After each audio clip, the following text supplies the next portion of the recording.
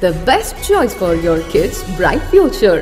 Locus Victor Puduvai Public School CBSE pattern, recognized by Government of Puducherry.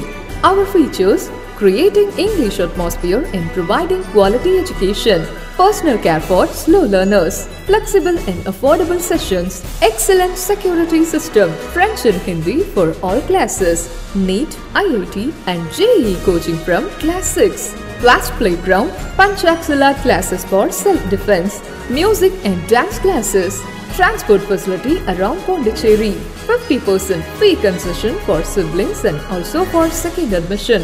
Admission is going on for all classes. We provide best academic, culturals and sports. Locus Victor Puduvai Public School, opposite to Ajpan Dates and Nuts, ECR Main Road, Puducherry. For admission call 9629218393 and 979179485.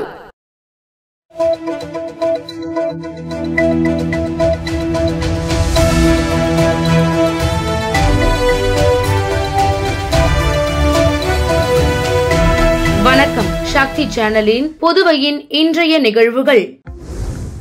வேட்பாளர்கள் எந்த நேரமும் வாக்கு எண்ணிக்கை மையங்களில் வந்து பதிவேட்டில் கையெழுத்திட்டு அங்கு ஒளிபரப்பப்படும் சிசிடிவி கண்காணிப்பு கேமரா காட்சிகளை நேரடியாக பார்த்து கொள்ளலாம் என மாவட்ட ஆட்சியரும் தேர்தல் அதிகாரியுமான குலோத்துங்கன் தெரிவித்துள்ளார்.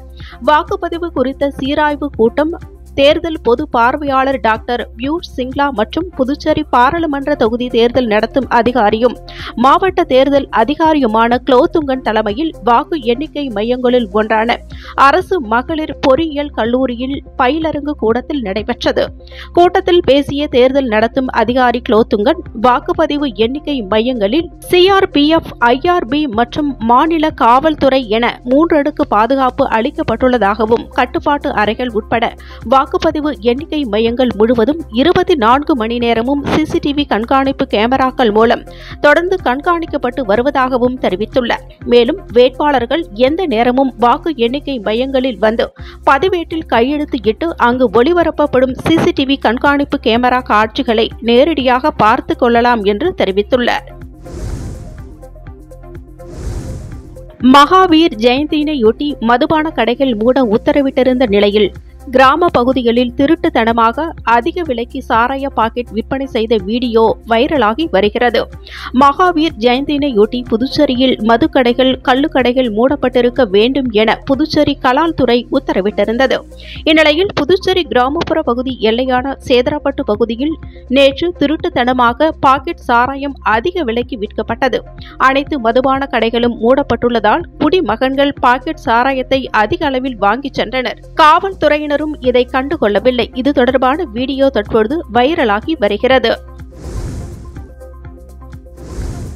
மகாவீர் ஜெயந்தி அன்று புதுச்சேரியில் தடையினை மீறி இயங்கிய 124 இறைச்சி கடைகளுக்கு ரூபாய் 46,000 அபராதம் விதிக்கப்பட்டது. புதுச்சேரியில் மகாவீர் ஜெயந்தி நேற்று கொண்டாடப்பட்டது. இதனையொட்டி புதுச்சேரியில் இறைச்சி, மீன் மற்றும் இதர மாமிச வகைகளில் விற்பனை தடை செய்யப்படுவதாகவும் இதனை மீறி செயல்படும் கடைகள் மற்றும் இறைச்சி கூடங்களுக்கு சீல் வைக்கப்படும் என புதுச்சேரி மற்றும் உழவர்கரை நகராட்சி ஆணையர்கள் எச்சரித்திருந்தனர். ஆனால் நகரம் மற்றும் கிராமப்புறங்களில் மீன், கோழி, ஆடு உள்ளிட்ட இறைச்சி கடைகள் வழக்கம் போல் திறந்திருந்தன. அங்கு இறைச்சி மற்றும் மீன் வாங்க பொதுமக்கள் கூட்டம் அலைமோதியது. இந்நிலையில் புதுச்சேரி மற்றும் உழவர்கரை நகராட்சி சார்பில் அமைக்கப்பட்ட 2 குழுக்கள் பல்வேறு இடங்களில் ஆய்வு செய்தனர். அப்பொழுது நெல்லித்தோப்பு, முதலியார்பேட்டை, முருங்கப்பாக்கம், முத்தையால்பேட்டை, உப்பளம் உள்ளிட்ட பகுதிகளில் தடையினை மீறி இறைச்சி மற்றும் மீன் விற்பனை செய்த 174 கடைகளுக்கு ரூபாய் 46,000 அபராதம் விதித்தனர். புதுச்சேரியில் வாக்கிற்கு பாஜக பணம் கொடுத்ததாக அதிமுக கூறும் புகாரை நிரூபிக்க வேண்டும் என அமைச்சரும் பாஜக வேட்பாளருமான நமச்சிவாயம் தெரிவித்துள்ளார். காரைக்காலில் நிகழ்ச்சி ஒன்றில் பங்கேற்ற பின் செய்தியாளர்களிடம் பேசிய அமைச்சரும் பாஜக வேட்பாளருமான நமச்சிவாயம், புதுச்சேரியில் அமைதியாக நடைபெற்ற மக்களவை தேர்தலில் மக்கள் ஆர்வத்துடன் வாக்களித்துள்ளனர் என்றும், தேர்தல் நடைபெற்று முடிந்த நிலையில் காரைக்கால் பாஜகவினர் கூட்டணி கட்சியினருக்கு நன்றி தெரிவித்துக் கொள்கின்றேன் எனவும் தெரிவித்துள்ளார். மேலும் வெற்றி வாய்ப்பு புதுச்சேரியில் பிரகாசமாக உள்ளது. வெற்றி பெற்றதும் தேர்தல் வாக்குறுதிகளை நிறைவேற்ற பாடுபடுவேன். இலவச அரிசி ரேஷன் கடை மூலம் தரப்படும்.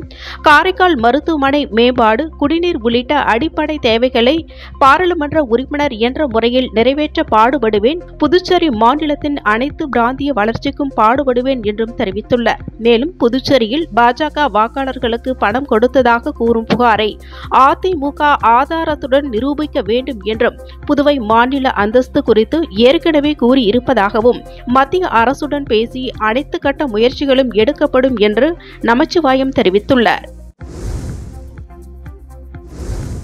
வாக்கிற்கு பணம் கொடுத்ததை அதிமுக நிரூபித்தால் சட்டமன்ற உறுப்பினர் மற்றும் அமைச்சர் பதவியினை பாஜக வேட்பாளர் நமச்சிவாயம் ராஜினாமா செய்ய தயாரா என அதிமுக மாநில செயலாளர் அன்பழகன் சவால் விடுத்துள்ளார். புதுச்சேரி அதிமுக தலைமை அலுவலகத்தில் செய்தியாளர்களை சந்தித்த மாநில செயலாளர் அன்பழகன், புதுச்சேரி நாடாளுமன்ற தேர்தலில் பட்டப்பகலில் பாஜகவும் காங்கிரசும் வாக்காளர்களுக்கு பணம் கொடுத்ததை தடுக்க தவறிய தேர்தல் துறை தலைகுனிய வேண்டும். இந்த தேர்தல் என்பது காவல்துறையினரும் குற்ற பின்னணியில் உள்ளவர்களும் கைகோர்த்து கொண்டு பாஜகவிற்கு ஆதரவான நிலைப்பாட்டை எடுத்துள்ளனர்.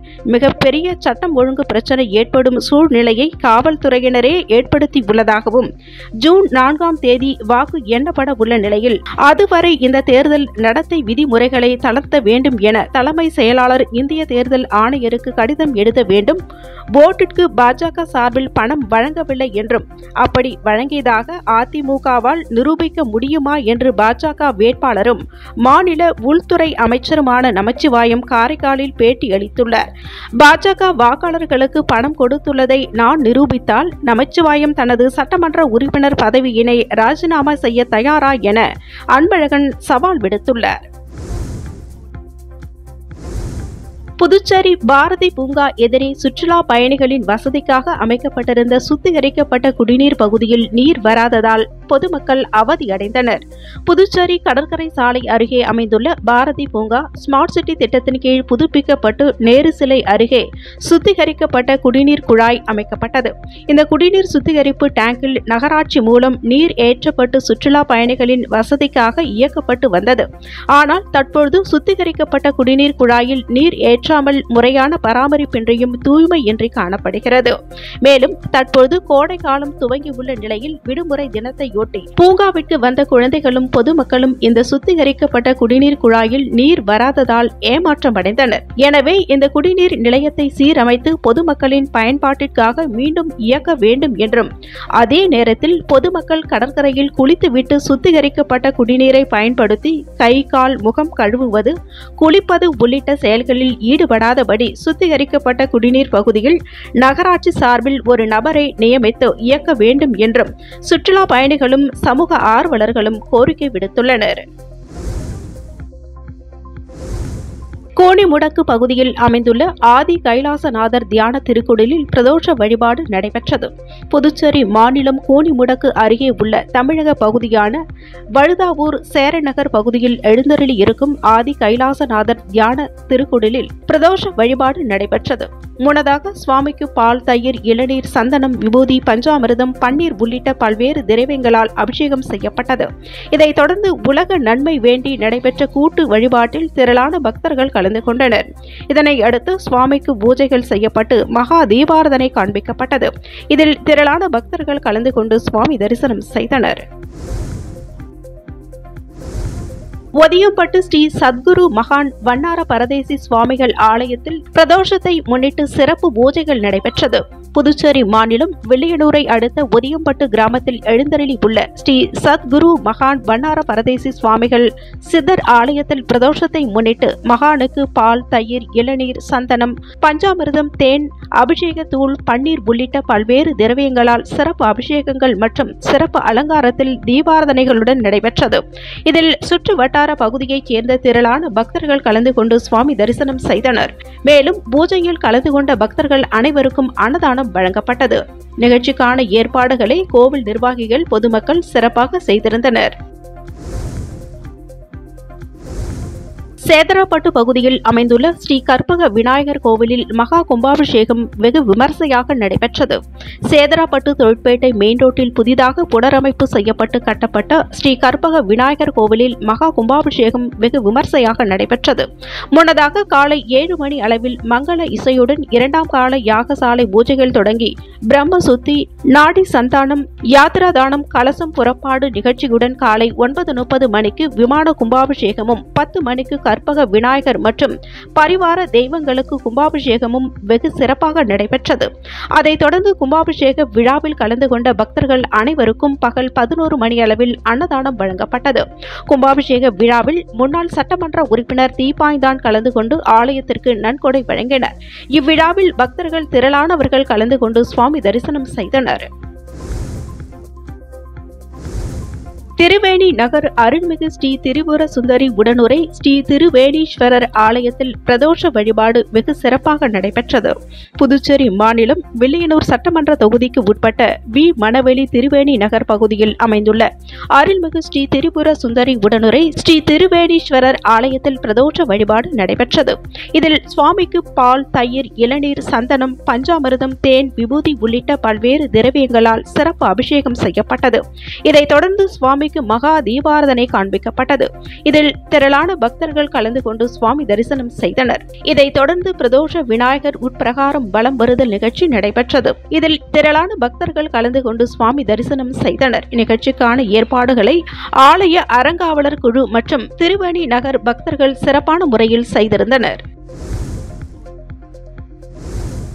ஆழ்கடலில் மீன்களின் இனப்பெருக்கத்திற்காக திருவள்ளூர் முதல் கன்னியாகுமரி வரையிலான கிழக்கு கடற்கரை பகுதியில் ஆண்டுதோறும் ஏப்ரல் 15ஆம் தேதி முதல் ஜூன் 14ஆம் தேதி வரை 61 நாட்களுக்கு விசை படகுகள் மூலம் மீன்பிடிக்க தடை விதிக்கப்படுகிறது. இதன்படி இந்த ஆண்டிற்கான மீன்பிடி தடைகாலம் கடந்த 15ஆம் தேதியன்று தொடங்கியது. இதனால் மீனவர்கள் விசை படகுகளை கரையில் நிறுத்தி வைத்துள்ளனர். கட்டுமரம், ஃபைபர் படகுகள், வல்லம் உள்ளிட்ட நாட்டு படகுகள் மூலம் மீனவர்கள் அண்மை கடல் பகுதியில் சென்று மீன்பிடித்து வருகின்றனர். மீன்பிடி தடைகாலம் அமலுக்கு வந்த பிறகும் முதல் ஞாயிறான நேற்று 100 ஃபைபர் படகுகளில் மட்டுமே மீனவர்கள் மீன்பிடித்து வந்தனர். இதனால் குறைந்த அளவு மீன்களே கிடைத்தன. மேலும் காசிமேட்டிற்கு மீன் வாங்க சென்ற மீன் பிரியர்கள் ஏமாற்றமடைந்தனர். கடந்த ஆண்டு ஏப்ரல் 17ஆம் தேதி சுவிட்சர்லாந்தின் சூரிச் நகரில் இருந்து ஏர் கனடா விமானம் மூலம் கண்டெய்னர் ஒன்று பியர்சன் சர்வதேச விமான நிலையத்திற்கு கொண்டு வரப்பட்டது. அதில் 400 கிலோ தூய தங்க கட்டிகளும் 2.5 மில்லியன் கனடா டாலரும் இருந்தது. விமான நிலையத்தின் சேமிப்பு கிடங்கில் வைக்கப்பட்டிருந்த இந்த கண்டெய்னர் அன்றைய தினமே போலி ஆவணம் மூலம் திருடப்பட்டது. இது தொடர்பாக காவல்துறையினர் நடத்திய விசாரணையில் இதுவரை 7 பேர் கைது செய்யப்பட்டனர். இதில் பரம்பால் சித்து, அமித் ஜலோடா ஆகியோர் இந்திய வம்சாவழியைச் சேர்ந்தவர்கள். இவர்கள் ஆண்டோரியாவில் வசித்து வருகின்றனர். கனடாவில் இதுவரை இல்லாத வகையில் நடைபெற்ற இந்த மிகப்பெரிய கொள்ளை சம்பவம் குறித்து காவல்துறையினர் ஓராண்டு நீண்ட விசாரணைக்கு பிறகு 7 பேர் கைது செய்யப்பட்டுள்ளனர். கேண்டிடேட்ஸ் செஸ் தொடரின் 14வது சுற்றில் இந்திய கிராண்ட் மாஸ்டரான டி குகேஷ் அபார வெற்றி பெற்றுள்ளார். மொத்தம் 9 புள்ளிகள் பெற்றுள்ள அவர் உலக சாம்பியன்ஷிப் தொடருக்கு முன்னேறி சாதனை படைத்துள்ளார். கனடாவில் உள்ள டொரண்டோ நகரில் இந்த கேண்டிடேட்ஸ் செஸ் தொடர் நடைபெற்று வருகிறது. 14 சுற்றுகள் கொண்ட இந்த செஸ் தொடரில் மிக இளம் வயதில் வெற்றி பெற்றவர் என்ற சாதனையினை டி குகேஷ் படைத்துள்ளார்.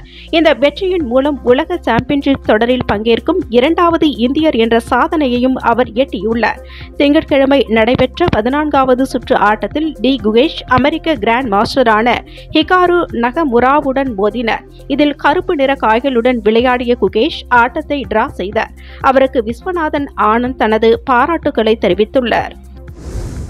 இத்துடன் சக்தி சேனலின் புதுவையின் இன்றைய நிகழ்வுகள் முடிவடைகின்றன. வணக்கம். உங்கள் சக்தி சேனலின் புதுவையின் அன்றாட நிகழ்வுகளை உடனுக்குடன் தெரிந்து கொள்ள சக்தி சேனல் புதுச்சேரி யூடியூப் சேனலை சப்ஸ்கிரைப் செய்து கொள்ளுங்கள். மறக்காமல் பெல் பட்டனையும் கிளிக் பண்ணுங்க, ஷேர் பண்ணுங்க, லைக் பண்ணுங்க. உங்கள் சக்தி சேனல்.